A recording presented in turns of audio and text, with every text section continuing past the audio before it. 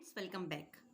आज मैं फिर से लेकर आई हूँ इस सीरीज को कॉमन मिस्टेक्स इन स्पोकन में। हमारा कंटिन्यू करेंगे एडवर्ब्स को लेकर के क्या मिस्टेक्स होती हैं स्पोकन में, और रिलेटेड टू ग्रामेटिकल मिस्टेक्स में हम एडवर्ब्स को देखेंगे आज। सामान्यतः अंग्रेजी भाषा में बोलचाल में स्पोकन में कुछ गलतियां हो जाती है जो ग्रामर का कम ज्ञान होने के कारण होती है, और इस वीडियो सीरीज में सामान्यतः होने वाली गलतियों को किस प्रकार हटाना है इसके कुछ नियम मैं बता रही हूँ जो एग्जाम्पल्स के साथ हैं, और इन्हें पढ़कर आप स्वयं समझ जाएंगी कि ऐसी गलतियां तो हम करते ही हैं और इन वीडियोस को देखने के बाद वे दोबारा से नहीं होंगी। तो गाइज, आप भी अपनी स्पोकन इंग्लिश पर वर्क कर रहे हैं तो इसे इम्प्रूव करना चाहते हैं तो इन वीडियो सीरीज को आप ज़रूर देखिए। इसके पहले मैं आप लोगों को 4 वीडियो सीरीज में क्या मिस्टेक्स होती हैं नाउन से रिलेटेड, प्रोनाउन से रिलेटेड, एडजेक्टिव्स और वर्ब से रिलेटेड, ये हम पहले डिस्कस कर चुके हैं, और आज 5th पार्ट में हम पढ़ेंगे क्या मिस्टेक्स हमारी हो रही हैं स्पोकन में एडवर्ब से रिलेटेड जो हमें नहीं पता है। तो कंटिन्यू करते हैं। पहले मैं आपको कुछ रूल्स बता देती हूँ।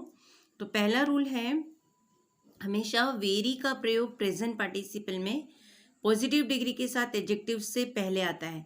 तो ये क्या है, आप इसे देखेंगे। वेरी हम हमेशा कब लगाते हैं? जब भी प्रेजेंट पार्टिसिपल हो, एडजेक्टिव का प्रेजेंट पार्टिसिपल भाग हो और वो पॉजिटिव डिग्री में आया हो, तब हम वेरी लगाएंगे। और यदि इसी के साथ में हम लगाते हैं वेरी के जैसे ही मच का यूज़ करते हैं। मच का यूज़ क्या करना होता है? जहाँ पास्ट पार्टिसिपल का यूज़ हो रहा हो कंपेरेटिव डिग्री के एडजेक्टिव से पहले। वेरी का प्रयोग हम प्रेजेंट पार्टिसिपल में पॉजिटिव डिग्री के एडजेक्टिव के पहले लगाते हैं, और मच का प्रयोग पास्ट पार्टिसिपल में कंपेरेटिव डिग्री के एडजेक्टिव्स के पहले लगाते हैं। ठीक है, अभी मैं एग्जाम्पल से आपको बताऊंगी तो समझ में आ जाएगा। अच्छा, मैं चाहती हूँ कि इसके अलावा आप मेरा एडवर्ब वाला जो वीडियो है वो ज़रूर देखिए। उसमें मैंने आप लोगों को बताया है कि क्या मिस्टेक्स हम एडवर्ब को यूज़ करते समय करते हैं और हमें किन चीज़ों का ध्यान रखना है। तो उसमें भी आपको इन रूल्स से रिलेटेड एग्जाम्पल्स मिल जाएंगे। नेक्स्ट हमारा रूल है नो सुनर। नो सुनर के पश्चात हमेशा देन का प्रयोग ज़रूरी है। ठीक है, बहुत सारे एग्जाम्पल्स में हम देखते हैं, कहीं पढ़ते हैं तो देन का यूज़ नहीं होता है, तो वो रॉन्ग है। अनटिल का अर्थ होता है जब तक न हो, तो इसके साथ में नॉट का यूज़ नहीं करना चाहिए हमें। इसका ऑटोमेटिक यूज़ होता है। अनटिल का मतलब होता है जब तक न हो। ठीक है, लिस्ट के बाद शूट का प्रयोग करना आवश्यक है। ठीक है, इसके बाद नॉट का प्रयोग नहीं करेंगे हम। लिस्ट क्या है? ये ऑलरेडी नेगेटिव वर्ड है, तो इसके साथ भी हमें नॉट का यूज़ नहीं करना चाहिए। और एक चीज़ का ध्यान रखेंगे हम कि एस के बाद हमेशा सो का प्रयोग नहीं होता, हमेशा नहीं होता है, कभी कभी होता है। और नेक्स्ट है हार्डली और स्कार्सली। इसका मतलब होता है बहुत मुश्किल से। तो हार्डली का मतलब भी होता है बहुत मुश्किल से, स्कार्सली का मतलब भी वही होता है। तो इसके बाद हमें व्हेन वर्ड यूज़ करना आवश्यक होता है। ठीक है, और नेक्स्ट रूल है अनलेस का अर्थ होता है नहीं, तो इसके साथ भी नॉट का यूज़ नहीं होगा। तो हमने 3 चीज़ें देखी यहाँ पर, अनटिल, लिस्ट और अनलेस। इन तीनों का ही अर्थ होता है ना के निगेटिव सेंस में, जब तक ना हो, है ना, इस तरह से, जब तक कि नहीं। तो इसके साथ में हमें नॉट का यूज़ नहीं करना है। ठीक है, नेक्स्ट रूल देखते हैं। जब 2 singular nouns as well as के साथ संयुक्त किए जाएं तो वर्ब सिंगुलर होगा। ये रूल हम पहले भी पढ़ चुके हैं। 2 कंजंक्शंस वर्ड्स जो ग्रामेटिकल यूनिट्स है वो एज वेल एज से यदि कंजक्ट होती है तो उसमें हमारा जो वर्ब है वो सिंगुलर ही यूज़ होगा। 2 और ऑल दो के बाद हमेशा बट का प्रयोग नहीं करना चाहिए। ठीक है, तो ये थे हमारे कुछ इंपॉर्टेंट रूल्स। अब इन रूल्स से रिलेटेड कुछ एग्जांपल्स को हम देखते हैं तो आपको ज़्यादा अच्छे से समझ में आएगा। जैसे मैंने आपको पहला रूल बताया था कि वेरी का यूज़ हम प्रेजेंट पार्टिसिपल के पॉजिटिव डिग्री वाले पार्ट में करते हैं। तो एडजेक्टिव कभी भी पॉजिटिव डिग्री में आए तो वहाँ पर हमें वेरी का यूज़ करना चाहिए। तो यहाँ पर एक सेंटेंस है, इट इज़ मच कोल्ड, तो ये रॉन्ग वे में है क्योंकि cold is positive degree form of adjective, तो इसके साथ में हमेशा वेरी यूज़ होगा। तो it is very cold is the correct sentence, है ना, आज बहुत ठंड है, इस तरह से। No sooner we reach the station the train left, जैसे हम स्टेशन पहुँचे ट्रेन जा चुकी थी।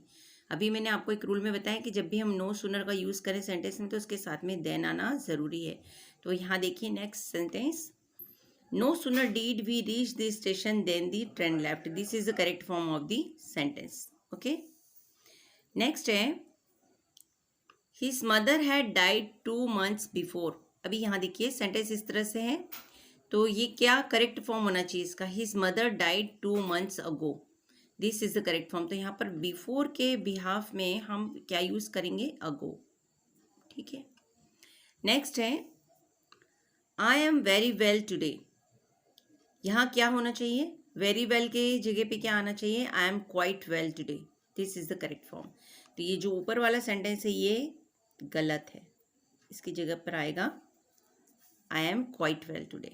ठीक है, this is the correct form. I will be very oblige to you, मैं आपका बहुत कृतज्ञ होऊंगा, इस तरह से। तो इसका करेक्ट फॉर्म होगा I shall be much oblige to you. देखिए मैंने आपको एक रूल बताया था कि जब भी मच का प्रयोग कहाँ करते हैं हम? जब भी पास्ट पार्टिसिपल हो और पास्ट पार्टिसिपल का कंपेरेटिव भाग हो, या फिर सिंपल भी past participle word adjective form में आ रहा है, तो वहाँ पर हम वेरी का यूज़ नहीं करके क्या यूज़ करेंगे? मच यूज़ करेंगे। तो पहला जो सेंटेंस है I will be very oblige to you, ये रॉन्ग है, क्योंकि वेरी हमेशा हम प्रेजेंट पार्टिसिपल के साथ यूज़ करते हैं और मच पास्ट पार्टिसिपल के साथ में। तो ये oblige is past participle form of the verb adjective form, तो यहाँ पर हम मच यूज़ करेंगे। आई थिंक आप लोगों को रूल्स सारे समझ में आ रहे होंगे, बहुत क्लियरली मैं आप लोगों को बता रही हूँ। और फिर भी इसमें कोई आपको प्रॉब्लम हो तो आप मुझे कमेंट बॉक्स में लिखकर बता सकते हैं। कंटिन्यू करते हैं कुछ और एग्जांपल्स के साथ। वीडियोस को शुरू से आखिर तक पूरा देखिए, बहुत इंपॉर्टेंट सारे एग्जांपल्स हैं। देखिए नेक्स्ट है I shall look over the papers just now, मैंने पेपर्स को अभी अभी देखा है ना, अभी पूरा अभी देखा, ध्यान दिया है। तो यहाँ पर आएगा I shall look over the papers presently. Presently हम एडवर्ब के फॉर्म में यूज़ करते हैं, जस्ट नाउ यूज़ नहीं करेंगे, है ना। मैंने अभी अभी पेपर्स देखे हैं, इस तरह से बताना हो तो आप जस्ट नाउ की जगह पे यूज़ करेंगे प्रेजेंटली। नेक्स्ट है if he is your friend then he will surely help you, अगर वो तुम्हारा दोस्त है तो वो तुम्हारी मदद ज़रूर करेगा।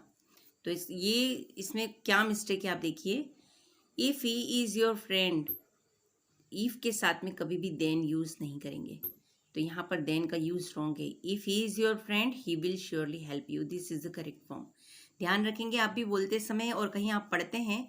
देखिए ये सारे जो एग्जाम्पल्स है कॉम्पिटिटिव एग्जाम्स के जो क्वेश्चंस आते हैं उसमें भी इस तरह की माइनर मिस्टेक्स दी हुई होती है और हम उन्हें पकड़ नहीं पाते हैं।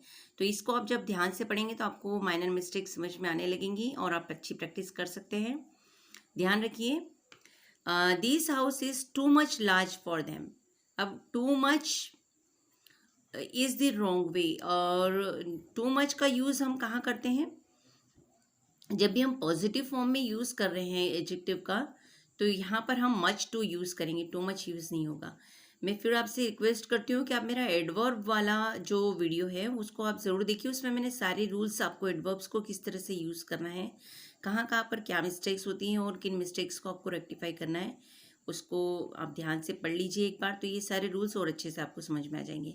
तो this house is too much large for them is a wrong form, इसका करेक्ट फॉर्म होगा this house is much too large for them. ठीक है, कुछ वर्ब्स होती हैं जिसके पहले हमें जो टू मच और मच टू को यूज़ करना है, इसको किस तरह से यूज़ करना है वो रूल्स फॉलो होते हैं। तो आप उन रूल्स को देखेंगे। ही केम फ्रॉम कलकत्ता डायरेक्टली, वह कलकत्ता से डायरेक्ट आ गया, तो इसका करेक्ट फॉर्म होगा he came direct from Calcutta, this is the correct form. ठीक है, नेक्स्ट है the patient is comparatively better now, तो दोनों ही चीज़ें साथ में नहीं आएगी, कंपेरेटिवली और बेटर दोनों वर्ड साथ में नहीं आएंगे, ये गलत है। तो इसका करेक्ट फॉर्म होगा the patient is comparatively well, या फिर हम इसको बोल सकते हैं the patient is rather better now.